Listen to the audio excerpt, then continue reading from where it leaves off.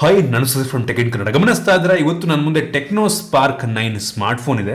ಈ ಒಂದು smart phone ನ ಸ್ಪೆಷಾಲಿಟಿ ಏನಪ್ಪಾ ಅಂತ ಅಂದ್ರೆ ₹10,000 ಒಳಗಡೆ ಅಪ್ ಟು 11 GB ರ್ಯಾಮ್ ಅನ್ನ ಹೊಂದಿರುವಂತ ನಮ್ಮ ಭಾರತ ದೇಶದ ಮೊಟ್ಟ ಮೊದಲ ಸ್ಮಾರ್ಟ್ ಫೋನ್ ಆಗಿರುವಂತದ್ದು ಕ್ರೇಜಿ ವಿಷಯ. ಇಂಟರ್ನಲ್ ರ್ಯಾಮ್ ಮತ್ತೆ ಎಕ್ಸ್ಟೆಂಡೆಡ್ ರ್ಯಾಮ್ ಎರಡೂ ಕೂಡ ಇನ್ಕ್ಲೂಡ್ ಮಾಡ್ಕೊಂಡು ಒಂದು ಫೋನಲ್ಲಿ 11 GB ರ್ಯಾಮ್ ಇದೆ ಆಯ್ತಾ. ಸೊ ನಾನಿವತ್ತು ಒಂದು ಸ್ಮಾರ್ಟ್ ಫೋನ್ ಅನ್ಬಾಕ್ಸ್ ಮಾಡ್ತಾ ಇದ್ದೀನಿ, ಯೂಸ್ ಮಾಡಿ ನನ್ನ ಎಕ್ಸ್ಪೀರಿಯನ್ಸ್ ಮಾತ್ರ ಶೇರ್ ಮಾಡ್ತಾ ಇದ್ದೀನಿ. ಏನು ಚೆನ್ನಾಗಿದೆ ಏನು ಚೆನ್ನಾಗಿಲ್ಲ, ಈ ಒಂದು ಪ್ರೈಸ್ ರೇಂಜ್ಗೆ ಈ ಒಂದು ಫೋನ್ನ ಪರ್ಚೇಸ್ ಮಾಡಬಹುದಾ ತಿಳ್ಕೊತೀರ. ಅದಕ್ಕಿಂತ ಮುಂಚೆ ನೀವು ನಮ್ಮ tech in Kannada YouTube channel subscribe ಮಾಡ್ಕೊಂಡು ಈಗಲೇ ಸಬ್ಸ್ಕ್ರೈಬ್ ಮಾಡ್ಕೊಳ್ಳಿ ಮತ್ತು ಬೆಲ್ ಐಕನ್ ಕೂಡ ಕ್ಲಿಕ್ ಮಾಡ್ಬೋದು. ಮೊದಲನೇದಾಗಿ ಒಂದು ಸ್ಮಾರ್ಟ್ ಫೋನನ್ನು ಅನ್ಬಾಕ್ಸ್ ಮಾಡಿ ಗಮನಿಸ್ತಾ ಇದ್ರೆ ಒಂದು ಫೋನ್ನ ಬಾಕ್ಸ್ ನಿಮ್ಗೆ ರೀತಿ ನೋಡೋಕೆ ಸಿಗುತ್ತೆ. ಈ ಒಂದು ಬಾಕ್ಸ್ ಅನ್ನು ಓಪನ್ ಮಾಡಿದ ತಕ್ಷಣ ಡೈರೆಕ್ಟ್ ಆಗಿ ಒಂದು ಸ್ಮಾರ್ಟ್ ಫೋನ್ ನಿಮ್ಗೆ ನೋಡೋಕೆ ಸಿಗುತ್ತೆ ಆಯ್ತಾ. ಫಸ್ಟ್ ಲುಕ್ಕಲ್ಲಿ ಈ ಒಂದು ಪ್ರೈಸ್ ರೇಂಜ್ಗೆ ಕ್ರೇಜಿ ಬಿಲ್ಡ್ ಅಂತ ನನಗಂತೂ ಅನ್ನಿಸ್ತದೆ. ಲುಕ್ ವೈಸ್ ಅಂತೂ ತುಂಬ ಪ್ರೀಮಿಯಂ ಅಂತ ಅನ್ನಿಸ್ತದೆ. ಈ ಒಂದು ಪ್ರೈಸ್ ರೇಂಜಿಗೆ 8,000 ಪ್ರೈಸ್ ರೇಂಜಿಗೆ ಆಯ್ತಾ. ಇದ್ರ ಬಗ್ಗೆ ಆಮೇಲೆ ಮಾತನಾಡ್ತೀನಿ.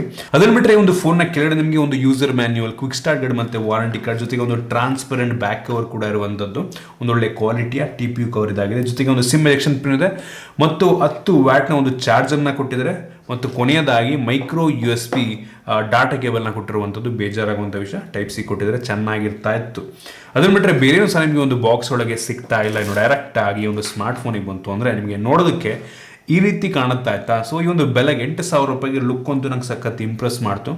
ಈ ಒಂದು ಸ್ಮಾರ್ಟ್ ಫೋನ್ ಸುಮಾರು 194 ಗ್ರಾಮ್ ವೆಯ್ಟ್ ಇರುವಂಥದ್ದು ಮತ್ತು 9 mm ಥಿಕ್ನೆಸ್ ಅನ್ನು ಕೂಡ ಹೊಂದಿರುವಂಥದ್ದು.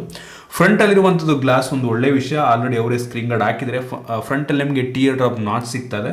ಬೆಸಲ್, ಬಾಟಮ್ ಬೆಸಲ್ ಸ್ವಲ್ಪ ದೊಡ್ಡದಾಗಿದೆ, ಹೆವಿ ದೊಡ್ಡದಾಗೂ ಇಲ್ಲ, ಒಂದು ಸ್ವಲ್ಪ ದೊಡ್ಡದಾಗಿದೆ ಅಷ್ಟೇ ಆಯಿತಾ. ಈ ಬೆಲೆಗೆ ಯೂಶಲಿ ನೀವು ಯಾವ ಫೋನ್ ತೊಗೊಂಡ್ರು ಕೂಡ ಸಿಮಿಲರ್ ಲುಕ್ಕೇ ಸಿಗುತ್ತೆ. ಫ್ರಂಟಿಂದ ಇದು ಒಂದು ಲೆವೆಲಿಗೆ ಚೆನ್ನಾಗಿದೆ ಒಂದು ಬೆಲೆಗೆ. ಇನ್ನೂ ಒಂದು ಫೋನ್ ಹಿಂದಕ್ಕೆ ಬಂತು ಅಂತ ಅಂದರೆ ಇದು ಪ್ಲಾಸ್ಟಿಕ್ ಬ್ಯಾಕ್ ಆಗಿರುವಂಥದ್ದು. ಒಂದು ರೀತಿ ಮ್ಯಾಟ್ ಫಿನಿಷನ್ನು ಹೊಂದಿರುವಂಥ ಪ್ಲಾಸ್ಟಿಕ್ ಬ್ಯಾಗ್. ಅಷ್ಟೊಂದು ಸ್ಮಡ್ಜಸ್ ಏನು ಆಗೋದಿಲ್ಲ ಮತ್ತು ಸ್ಕ್ರ್ಯಾಚ್ ಆದರೂ ಕೂಡ ಅಷ್ಟೊಂದು ಕಾಣೋದಿಲ್ಲ. ಈ ಒಂದು ಬ್ಯಾಕ್ನ ಟೆಕ್ಸ್ಚರ್ ಹಂಗಿದೆ ಆಯಿತಾ. ಹಿಂದ್ಗಡೆ ಒಂಥರ ಪ್ರೀಮಿಯಮ್ ಆಗಿ ಕಾಣುತ್ತೆ, ಕಡಿಮೆ ದುಡ್ಡಿನ ಫೋನ್ ಅಂತ ಅನ್ಸಲ್ಲ. ಹಿಂದ್ಗಡೆ ನಿಮಗೆ ಡ್ಯುಯಲ್ ಕ್ಯಾಮ್ರಾ ಸೆಟಪ್ ಇದೆ ಮತ್ತು ಡ್ಯುಯಲ್ LED ಫ್ಲಾಶ್ ಕೂಡ ಇರುವಂಥದ್ದು. ಜೊತೆಗೆ ಫಿಂಗರ್ ಪ್ರಿಂಟ್ ಸೆನ್ಸರ್ ಕೂಡ ಹಿಂದೆನೇ ಇದೆ. ಈ ಒಂದು ಫೋನ್ನ ಫ್ರೇಮ್ ಬಂದ್ಬಿಟ್ಟು ಪ್ಲಾಸ್ಟಿಕ್ ಫ್ರೇಮ್ ಆಯ್ತಾ. ಯೂಶಲಿ ಒಂದು ಪ್ರೈಸ್ ಯಾರು ಕೂಡ ಮೆಟಾಲಿಕ್ ನೀಡೋದಿಲ್ಲ. ಮತ್ತು ಈ ಒಂದು ಫೋನಲ್ಲಿ ಮೈಕ್ರೋ USB ಪೋರ್ಟ್ ಇದೆ, ಡೆಡಿಕೇಟೆಡ್ SD ಕಾರ್ಡ್ ಸ್ಲಾಟ್ ಕೂಡ ಇದೆ. ಓವರ್ ಆಲ್ ಡಿಸೈನ್ ಮತ್ತು ಬಿಲ್ಡ್ ಕೊಟ್ಟು ಒಂದು ಪ್ರೈಸ್ ರೇಂಜ್ಗೆ ಇಂಪ್ರೆಸ್ ಮಾಡ್ತು. ಚೆನ್ನಾಗಿದೆ, ತುಂಬ ಸಾಲಿಡ್ ಆಗಿರುವಂಥದ್ದು ಈ ಒಂದು ಫೋನ್ನ ಬಿಲ್ಡ್. ಇನ್ನು ಡಿಸ್ಪ್ಲೇ ಬಗ್ಗೆ ಮಾತನಾಡಬೇಕಂತ ಅಂದರೆ ಒಂದು ಫೋನಲ್ಲಿ 6.6 ಇಂಚಿನ HD+ ರೆಸೊಲ್ಯೂಷನ್ ಹೊಂದಿರುವಂಥ IPS LCD ಡಿಸ್ಪ್ಲೇ ಇರುವಂಥದ್ದು. ಈ ಒಂದು ಪ್ರೈಸ್ ರೇಂಜ್ಗೆ ನೀವು ಆಲ್ಮೋಸ್ಟ್ ಯಾವ ಫೋನ್ ತೊಗೊಂಡ್ರು ಕೂಡ ಆಲ್ಮೋಸ್ಟ್ HD+ ಸಿಗುತ್ತೆ. ಜೊತೆಗೆ ಈ ಒಂದು ಫೋನಲ್ಲಿ 90 Hz ರಿಫ್ರೆಶ್ ರೇಟನ್ನು ಕೊಟ್ಟಿರುವಂಥದ್ದು ಕ್ರೇಜಿ ವಿಷಯ. ಸೂಪರ್ ಅನ್ನಿಸ್ತು ನನಗೆ ಅನ್ನಿಸ್ತಂಗೆ. ₹8,000 90 Hz ಅಂತ ಅಂದರೆ ಬೆಂಕಿ ವಿಷಯ. ಫುಲ್ HD ಎಕ್ಸ್ಪೆಕ್ಟ್ ಮಾಡೋದಕ್ಕಾಗೋದಿಲ್ಲ, ಬಟ್ ಕೊಟ್ಟಿದ್ರೆ ತುಂಬ ಚೆನ್ನಾಗಿರ್ತೈತೆ ನಂಗೆ ಅನ್ನಿಸ್ತಂಗೆ. ಡಿಸ್ಪ್ಲೇ ಕ್ಲಾರಿಟಿ ಚೆನ್ನಾಗಿದೆ, ಒಂದು ಲೆವೆಲಿಗೆ ಬ್ರೈಟಾಗಿ ಕೂಡ ಇದೆ, ವ್ಯೂಯಿಂಗ್ ಆ್ಯಂಗಲ್ ಕೂಡ ಚೆನ್ನಾಗಿರುವಂಥದ್ದು. ಇಂಪ್ರೆಸ್ ಮಾಡ್ತು ಒಂದು ಲೆವೆಲಿಗೆ. ಡಿಸ್ಪ್ಲೇ ಬ್ಲ್ಯಾಕು ತುಂಬ ಡೀಪ್ ಬ್ಲ್ಯಾಕ್ ಆಗಿ ಕೂಡ ಕಾಣುತ್ತೆ. ಡಿಸ್ಪ್ಲೇ ಒಂದು ಪ್ರೈಸ್ ರೇಂಜಿಗೆ ಚೆನ್ನಾಗಿದೆ ಅಂತ ಹೇಳಕ್ಕೆ ಇಷ್ಟಪಡ್ತೀನಿ. ಬೆಲೆಗೆ ತಕ್ಕ ರೀತಿಯಲ್ಲಿರುವಂಥದ್ದು. 90 Hz ರಿಫ್ರೆಶ್ ರೇಟು ಸೂಪರ್ ಅನ್ನಿಸ್ತು ನನಗೆ. ಇನ್ನು ವೇರಿಯಂಟ್ಗಳ ಬಗ್ಗೆ ಮಾತನಾಡಬೇಕಂತ ಸದ್ಯಕ್ಕೆ ಒಂದು ಫೋನ್ 3 ವೇರಿಯಂಟಲ್ಲಿ ಲಾಂಚ್ ಆಗ್ತದೆ. 3GB ರ್ಯಾಮು, 64GB ಸ್ಟೋರೇಜು, ಮತ್ತಿನ್ನೊಂದು 4GB ರ್ಯಾಮು, 64GB ಸ್ಟೋರೇಜು, ಮತ್ತಿನ್ನೊಂದು 6GB ರ್ಯಾಮ್ ಮತ್ತು 128GB ಸ್ಟೋರೇಜ್ ಆಯಿತಾ. ಸೊ ತೊಗೊಂಡ್ರೆ ನೋಡಿ ನೀವು 6GB ರ್ಯಾಮ್ನ ವೇರಿಯಂಟ ತೊಗೊಳ್ಳಿ. ಇದನ್ನ ಹತ್ರ ಇರುವಂಥದ್ದು 6GB ರ್ಯಾಮ್ನ ವೇರಿಯಂಟೇ. ಜೊತೆಗೆ ಆಗಲಂಗೆ ಎಕ್ಸ್ಟೆಂಡೆಡ್ ರ್ಯಾಮ್ ಕೂಡ ಇರುವಂಥದ್ದು ಆಯಿತಾ. ಸೊ ಕ್ರೇಜಿ ವಿಷಯ. So up to 11GB RAM ನಿಮಗೆ ಸಿಗ್ತಾ ಇರುವಂಥದ್ದು ಈ ಒಂದು ಫೋನಲ್ಲಿ. ಅವಶ್ಯಕತೆ ಇರೋ ಟೈಮಲ್ಲಿ ನೀವು ಎಷ್ಟೋ ಸಲ ನಾರ್ಮಲ್ ಟಾಸ್ಕ್ ಮಾಡ್ಬೇಕಾದ್ರೆ ಎಕ್ಸ್ಟ್ರಾ ರ್ಯಾಮ್ ಅವಶ್ಯಕತೆ ಇರೋದಿಲ್ಲ. ಇರೋ ಇಂಟರ್ನಲ್ ಏನು ರ್ಯಾಮ್ ಇರುತ್ತೆ ಅದರಲ್ಲೇ ಕೆಲಸವನ್ನು ಮಾಡ್ಕೋತಾ ಇರುತ್ತೆ. ಅವಶ್ಯಕತೆ ಇರೋ ಟೈಮಲ್ಲಿ ಏನೋ ಹೆವಿ ಮಲ್ಟಿ ಟಾಸ್ಕ್ ಮಾಡ್ತಾ ಇದ್ದೀರಾ ಅಂದರೆ ನಿಮ್ಮ ಇಂಟರ್ನಲ್ ಸ್ಟೋರೇಜನ್ನು ರ್ಯಾಮ್ ರೀತಿ ಕನ್ವರ್ಟ್ ಮಾಡ್ಕೊಳ್ಳುತ್ತೆ. So up to 11GB RAM ರೀತಿ ಕೆಲಸವನ್ನು ಮಾಡುತ್ತೆ. ಸೊ ಇದೊಂದು ಅಡಿಷ್ನಲ್ ಫೀಚರ್ ಅಂತ ಅನ್ಬೋದು. ಮತ್ತು ಈ ಒಂದು ಫೋನ್ನ ರ್ಯಾಮ್ ಬಂದ್ಬಿಟ್ಟು LPDDR4X ರ್ಯಾಮ್ ಆಯಿತಾ. ಮತ್ತು ಸ್ಟೋರೇಜ್ ಬಂದ್ಬಿಟ್ಟು eMCP ಸ್ಟೋರೇಜು. ಈ ಒಂದು ಬೆಲೆಗೆ ಓಕೆ ಅನ್ನಿಸ್ತು. ನೀವು ಈ ಪ್ರೈಸ್ ರೇಂಜಲ್ಲಿ DDR5 ಆಗಿರ್ಬೋದು ಅಥವಾ UFS ಸ್ಟೋರೇಜನ್ನು ಎಕ್ಸ್ಪೆಕ್ಟ್ ಮಾಡೋದಕ್ಕಾಗೋದಿಲ್ಲ. ಬಟ್ ಕೊಟ್ಟರೆ ಚೆನ್ನಾಗಿರುತ್ತೆ, ಬಟ್ ಯಾರು ಕೂಡ ಒಂದು ಬೆಲೆಯಲ್ಲಿ ಕೊಟ್ಟಿಲ್ಲ ಇದುವರೆಗೂ, ಇವರು ಕೂಡ ಕೊಟ್ಟಿಲ್ಲ. ಸೊ ರ್ಯಾಮ್ ಮತ್ತು ಸ್ಟೋರೇಜ್ ಓಕೆ ಅನ್ನಿಸ್ತು. ಇನ್ನು ಈ ಒಂದು ಫೋನ್ನ ಪ್ರೊಸೆಸರ್ ಬಗ್ಗೆ ಮಾತನಾಡಬೇಕಂತ ಅಂದರೆ ಈ ಒಂದು ಫೋನಲ್ಲಿ ಒಂದು ಹೊಸ ಪ್ರೊಸೆಸರ್ ಇರುವಂಥದ್ದು ಆಯಿತಾ. ಸೊ ಮೀಡಿಯಾಟೆಕ್ಕಿಂದು Helio G37 ಪ್ರೊಸೆಸರು 12 ನ್ಯಾನೋಮೀಟರ್ ಟೆಕ್ನಾಲಜಿಯೊಂದಿಗೆ ಬಿಲ್ಡ್ ಆಗಿರುವಂಥ ಪ್ರೊಸೆಸರ್. ಇದಕ್ಕಿಂತ ಮುಂದೆ G35 ಇತ್ತು, ಅದಕ್ಕೆ ಸ್ವಲ್ಪ ಅಪ್ಗ್ರೇಡನ್ನು ಮಾಡಿ ಈ ಒಂದು G37 ಲಾಂಚ್ ಮಾಡಿದ್ದಾರೆ. ಅದಕ್ಕಿಂತ ಸ್ವಲ್ಪ ಜಾಸ್ತಿ ಪವರ್ನ ಹೊಂದಿರುವಂಥ ಪ್ರೋಸರ್ ಆಯಿತಾ. ಸೊ ಇದೊಂದು ಲೋ ಎಂಡ್ ಪ್ರೋಸರು. ಅಂಥದ್ದು ಬೆಂಚ್ಮಾರ್ಕ್ನ ಚೆಕ್ ಮಾಡಿದಂಗೆ ಸುಮಾರು 1,30,000 1,25,000 ರೇಂಜಲ್ಲಿ ರೇಟಿಂಗನ್ನು ಕೊಡಬಲ್ಲಂಥ ಸಾಮರ್ಥ್ಯ ಹೊಂದಿರುವಂಥದ್ದು ಒಂದು ಬೆಲೆಗೆ ಓಕೆ ಅಂತೀನಿ ಆಯಿತಾ. ಸೊ ಇದಕ್ಕಿಂತ ಪವರ್ಫುಲ್ ಆಗಿರುವಂಥ ಫೋನ್ಗಳು ನಿಮಗೆ ಸಿಗ್ತಾವಾಯ್ತಾ ಯೂನಿಸಾಕಲ್ಲೆಲ್ಲ, ಬಟ್ ಇದು ಕೂಡ ಚೆನ್ನಾಗಿದೆ. ತುಂಬ ಸ್ಟೇಬಲ್ ಪ್ರೋಸರು, ಪವರ್ ಕನ್ಸಂಪ್ಷನ್ ಕೂಡ ತುಂಬ ಕಡಿಮೆ ಇದೆ. ಸೊ ಇದು ಕೂಡ ಚೆನ್ನಾಗಿದೆ. ನಾನು BGMI ಚೆಕ್ ಮಾಡ್ದಂಗೆ ಮೀಡಿಯಮ್ ಸೆಟ್ಟಿಂಗಲ್ಲಿ ಆಡ್ಕೊಬೋದು. ಹೆವಿ ನೀವು ಗೇಮರ್ಸ್ಗಳಿಗಂತೂ ಅಲ್ಲ ಈ ಒಂದು ಫೋನ್ ಆಯಿತಾ. ಫಸ್ಟ್ ಆಫ್ ಆಲ್ ಸೊ ನೀವು ನಾರ್ಮಲ್ ಅಂದರೆ ಆಗಾಗ ಅಕೇಶ್ನಲ್ ಗೇಮಿಂಗ್ ಆಡ್ತೀರಾ ಅಂತ ಅಂದರೆ, ಹೆವಿ ಹಾರ್ಡ್ಕೋರ್ ಗೇಮರ್ ಅಲ್ಲ ಅಂತ ಅಂದರೆ ಬೇಕಾದ್ರೆ ನೀವು ಯೂಸ್ ಮಾಡ್ಕೊಬೋದು. ಡೇ ಟು ಡೇ ಟಾಸ್ಕ್ ಮಾಡೋದಕ್ಕೆಲ್ಲ ಏನು ತೊಂದರೆ ಆಗೋದಿಲ್ಲ.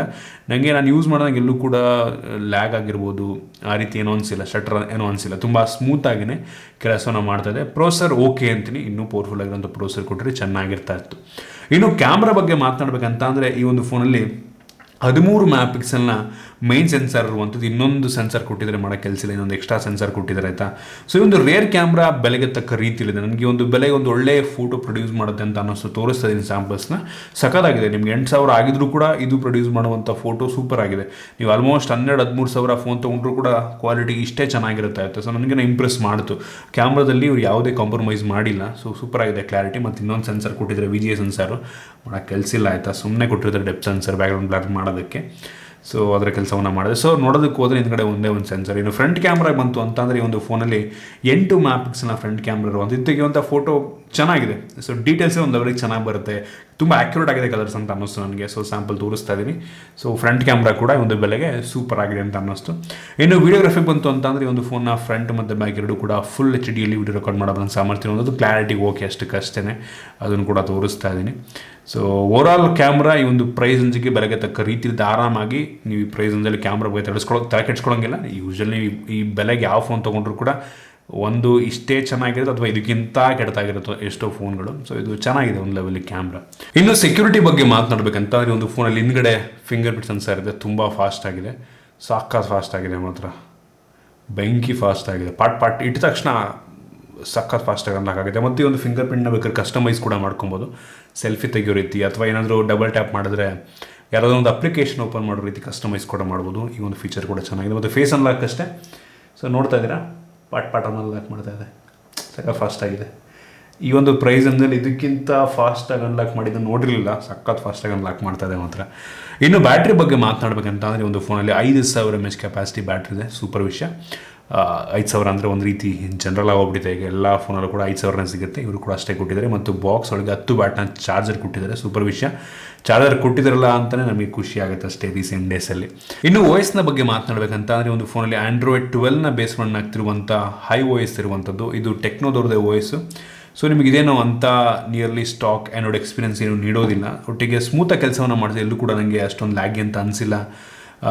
ಒಂಥರ ಕಸ್ಟಮೈಸೇಷನ್ ತುಂಬ ಆ್ಯಡ್ ಮಾಡಿದ್ದಾರೆ ಈ ಒಂದು OSನಲ್ಲಿ. ಕೆಲವು ಜನಕ್ಕೆ ಇಷ್ಟ ಆಗ್ಬೋದೇನೋ, ನಾನು ಅತಿ ದೊಡ್ಡ ಫ್ಯಾನ್ ಏನೂ ಅಲ್ಲ. ಕೆಲವೊಂದು ಬೇಡದಿರೋಂಥ ಅಪ್ಲಿಕೇಶನ್ಗಳಿದೆ, ಅದನ್ನು ಬೇಕಾದ್ರೆ ಅನ್ಇನ್ಸ್ಟಾಲ್ ಕೂಡ ಮಾಡ್ಕೊಬೋದು. ಒಟ್ಟಿಗೆ OS ಪರವಾಗಿಲ್ಲ, ಸ್ಮೂತಾಗಿದೆ, ದೊಡ್ಡ ಫ್ಯಾನ್ ಏನೂ ಅಲ್ಲ. ಇನ್ನು ಸ್ಪೀಕರ್ನ ಬಗ್ಗೆ ಮಾತನಾಡಬೇಕಂತ ಅಂದರೆ ಈ ಒಂದು ಫೋನಲ್ಲಿ ನಿಮಗೆ ಮೋನೋ ಸ್ಪೀಕರ್, ಬಾಟಮ್ ಫೈರಿಂಗು, ಸ್ಪೀಕರ್ನ ಕ್ಲಾರಿಟಿ ಕೂಡ ಚೆನ್ನಾಗಿರುತ್ತೆ, ಜೋರಾಗಿ ಕೇಳುತ್ತೆ ಒಂದು ಲೆವೆಲ್ಗೆ. ಇಷ್ಟ ಆಯಿತು ನನಗೆ ಸ್ಪೀಕರು.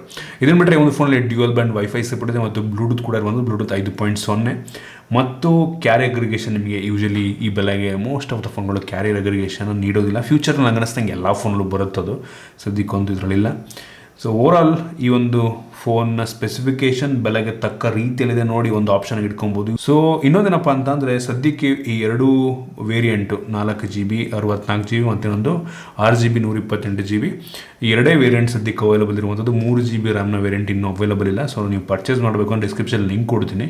ಸೊ ನೋಡಿ ಒಂದು ಒಳ್ಳೆ ಆಪ್ಷನ್ ಆಗ್ಬೋದು. ಇತ್ತೀಚಿನ ದಿನಗಳಲ್ಲಿ ಈ ರೀತಿ ಬ್ರ್ಯಾಂಡ್ಗಳು ಹೆವಿ ಒಳ್ಳೊಳ್ಳೆ ಫೋನ್, ಹೆವಿ ಕಾಂಪಿಟೇಟಿವ್ ಆಗಿ ಫೋನ್ಗಳು ಲಾಂಚ್ ಮಾಡೋಕ್ಕೆ ಶುರು ಮಾಡಿದ್ದಾರೆ ಆಯಿತಾ. ಸೊ ಈ ಬೆಲೆಯಲ್ಲಿ ದೊಡ್ಡ ದೊಡ್ಡ ಬ್ರ್ಯಾಂಡ್ಗಳು ಯಾವೂ ಕೂಡ ಫೋನ್ಗಳು ಲಾಂಚೇ ಮಾಡ್ತಿಲ್ಲ ರೀಸೆಂಟ್ ಡೇಸಲ್ಲಿ. ಎಲ್ಲ 10,000 ರೂಪಾಯಿ ಮೇಲ್ಗಡೆ ಮಾಡ್ತಾ ಇದ್ದಾರೆ. ಸೊ ಈ ಪ್ರೈಸಲ್ಲಿ ಹೆವಿ ಕಡಿಮೆ ಕಾಂಪಿಟೇಷನ್ ಇದೆ. ಮತ್ತು ಇವ್ರೇನು ಸ್ಪೆಸಿಫಿಕೇಶನ್ ಕೊಡ್ತಾ ಇದ್ದಾರೆ ರೀಸನಬಲ್ ಆಗಿದೆ ನಂಗೆ ಅನ್ನಿಸ್ತಂಗೆ. ಸೊ ಬೆಳಗ್ಗೆ ತಕ್ಕ ರೀತಿಯಲ್ಲಿದೆ, ಒಂದು ಒಳ್ಳೆ ಫೀಚರ್ನ ಹೊಂದಿರುವಂಥ ಫೋನ್ ಅಂತ ಅನ್ನಿಸ್ತು ನನಗಂತೂ. ಒಂದು ಆಪ್ಷನ್ನ ಇಟ್ಕೊಬೋದು ನಂಗೆ ಅನ್ನಿಸ್ತಂಗೆ. ಸೊ ಇದಿಷ್ಟು ಈ ಒಂದು ಫೋನ್ನ ಬಗ್ಗೆ ನನ್ನ ಆನೆಸ್ಟ್ ಒಪಿನಿಯನ್. ನಿಮಗೆ ಇದ್ರ ಬಗ್ಗೆ ಏನನ್ಸುತ್ತೆ ದಯವಿಟ್ಟು ಕಡೆ ಕಮೆಂಟ್ ತಿಳಿಸ್ಬೋದು.